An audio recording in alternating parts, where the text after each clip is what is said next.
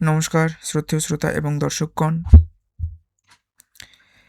এখন আমি আলোচনা করতে চলেছি, বা বলা ভালো পাঠই করতে চলেছি, আমার নিজের দৃষ্টিতে সময় দর্শন, অর্থাৎ সময়কে আমি কিভাবে দেখি।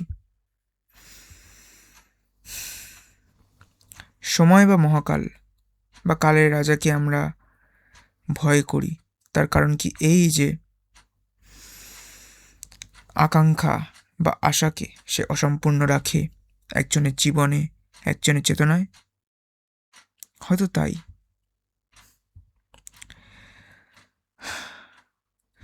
নিরুত্তর বর্তমানে অভিজ্ঞ অতীতের তথ্য সম্ভারের গণনায় হয়তো অনিশ্চয়তার অনুসিদ্ধান্ত। তাই বিজ্ঞগণিতজ্ঞের ষষ্ঠেন্দ্রিয়েও পরম ভবিষ্যৎ বেশ খানিকটা অদৃশ্য।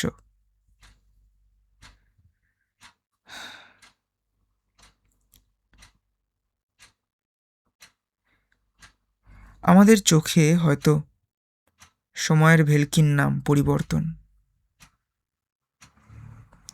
কিন্তু বিশ্বব্রহ্মাণ্ডের এই দুর্বোধ্য সদস্য সময়ের হিসেবের খাতায় কি গোটাটা আদৌ অস্থির?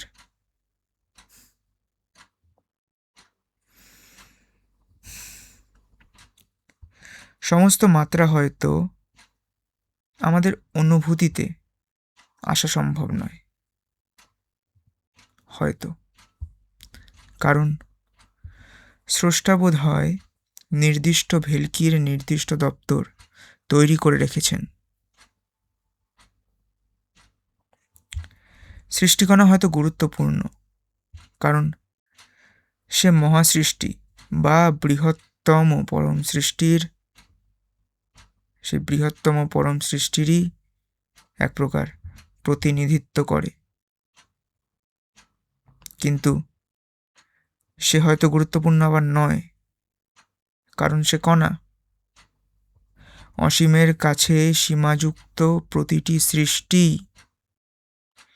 হয়তো দর্শক বিশেষে দৃষ্টিগোচর কণা। কি বললাম? সৃষ্টিকণা হয়তো গুরুত্বপূর্ণ, কারণ সে মহাসৃষ্টি বা বৃহত্তম পরম সৃষ্টিরই এক প্রকার প্রতিনিধিত্ব করে। কিন্তু সে হয়তো আবার গুরুত্বপূর্ণ নয়, তার কারণ সে কণা। অসীমের কাছে সীমাযুক্ত প্রতিটি কণাই, অর্থাৎ প্রতিটি সৃষ্টি, অসীমের কাছে সীমাযুক্ত প্রতিটি সৃষ্টিই হয়তো দর্শক বিশেষে দৃষ্টিগোচর কণা। সময়ের পরিমাপেই কোনোটা ক্ষণস্থায়ী, কোনোটা দীর্ঘস্থায়ী, আবার কোনোটা চিরস্থায়ী। আমাদের দৃষ্টিভঙ্গি হয়তো আমাদের নিয়ন্ত্রক, আর দৃষ্টিভঙ্গি হয়তো প্রকৃতিরই দেন। এখন আশীর্বাদ না অভিশাপ, তাও সে দৃষ্টিভঙ্গিতে বা দৃষ্টিক্ষেত্রেই সেলফ লুপ।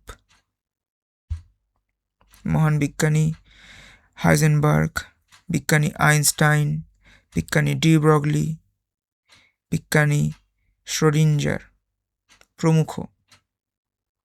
প্রমুখ সেই নিরাকারের বিভিন্ন কম্প্রেসড ফর্মের বিভিন্ন রূপ গণিতের ভাষায় লিপিবদ্ধ করেছেন।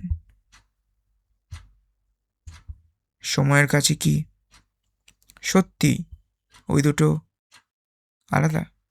সময়ের কাছে কি সত্যি ওই দুটো আলাদা একটা যে কোনো বিশেষ মুহূর্তে?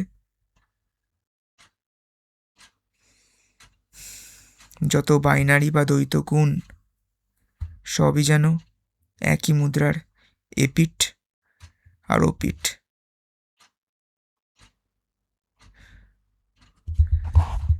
অনেক ধন্যবাদ সময় দিয়ে শোনার জন্য।